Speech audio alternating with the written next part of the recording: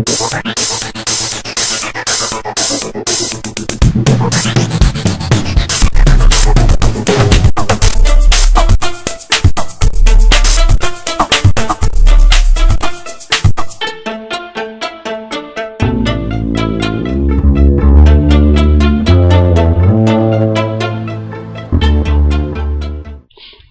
and welcome to another TheGimpWiz tutorial. In this tutorial I'll be teaching you how to make a YouTube profile similar to the one I have. So the first thing you're going to want to do is make the template. So open up GIMP,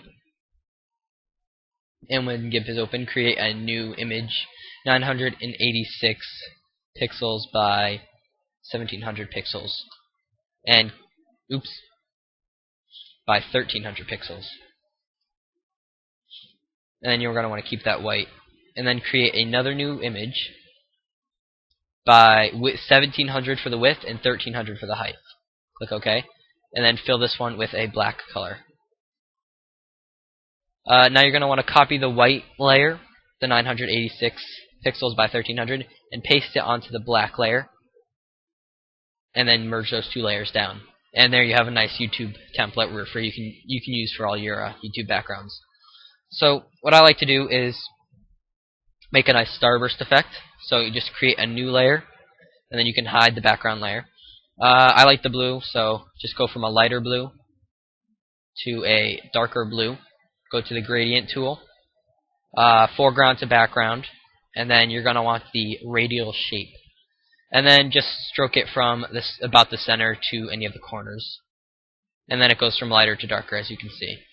Now, you're going to want to take the path tool and start from around the center, and then just make some trapezoid type shapes that go off of the image. Make sure it goes off of the image. And then you really only have to make one half. So 3 depending on the size, but 3 is pretty good. So then just click selection from path on the toolbox.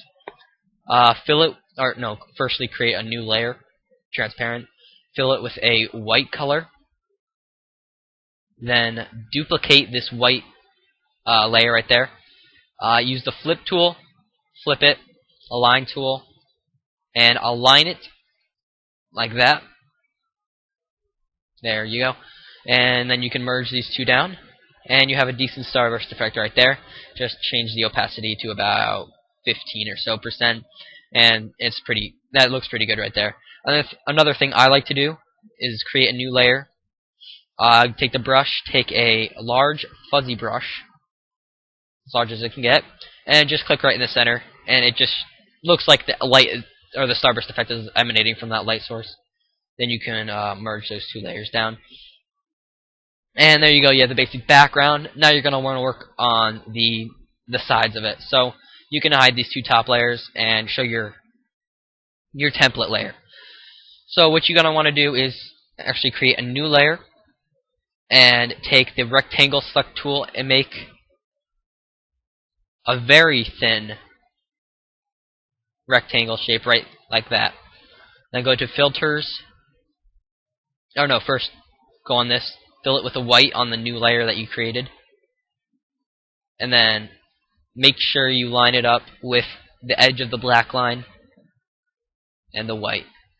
Then go to filters, light and shadow, drop shadow. Now just change this either one is pretty good. And then the blur radius, just change it to something low, and see how that looks. You can lower this opacity down quite a bit. 7 is pretty good. Then press select none. And there you go, that'll separate your outside from the inside of it. So what you're going to want to do is duplicate this layer. Just for a reference guide, you can hide those layers. Use the flip tool. You can flip this, and there you go, it's good on the other side. And then, there, it looks pretty good. So then just take this flipped, go to filters, recently used, drop shadow, OK. Oops.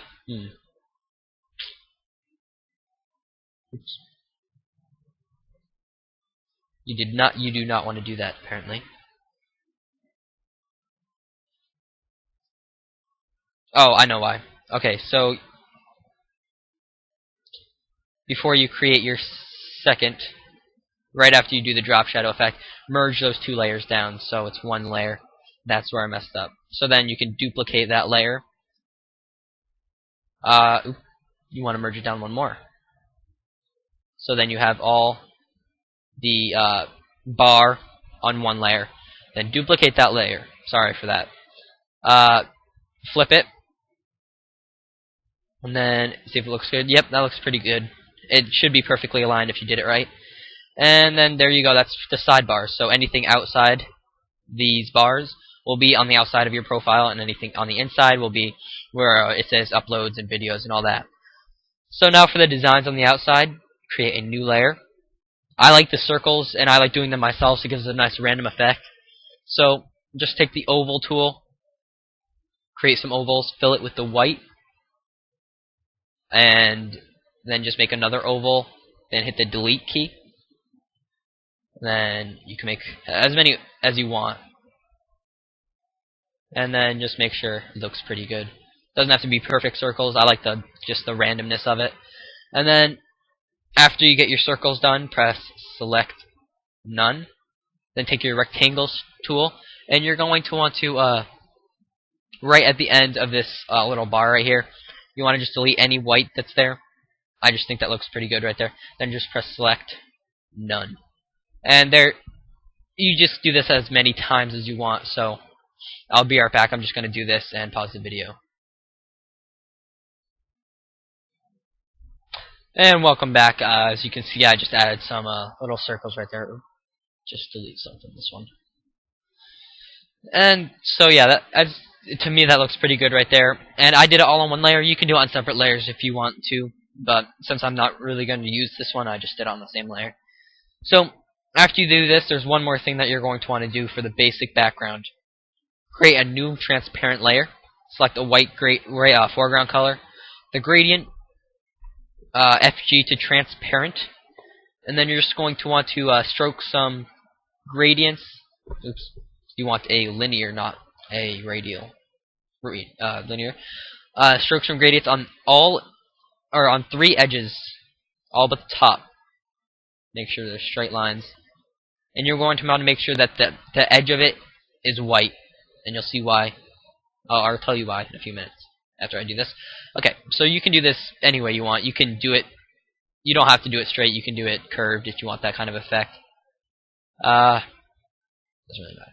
So after you have all that, this will, when you set your background color, if you set it to white, this will actually, it'll blend it in so it's not all choppy and it just doesn't look like a square image for your background. It'll just blend it smoothly into the background of that you set for your YouTube background. So when you save this, just save as, let's just go tutorial background .jpg. You want to save it as JPEG because that will shorten the file size quite a bit. So when that's finished, just click export. And the quality, I like 85, which is the default. You can, if you want the file size to get smaller, you just move it up. It lowers the quality, or no, move it down. And that lowers the file size, also lowers the quality. The higher the quality, the bigger the file size. But JPEG allows you to easily adjust your file size. So just click save, and then just upload it to YouTube. So I hope this tutorial helped you be able to create a YouTube background for your profile. If you have any questions, just leave a comment or message me at YouTube. And so if you like this tutorial, just comment, rate, and subscribe, and suggest a tutorial if you would like to see me do one. So I'll see you next time.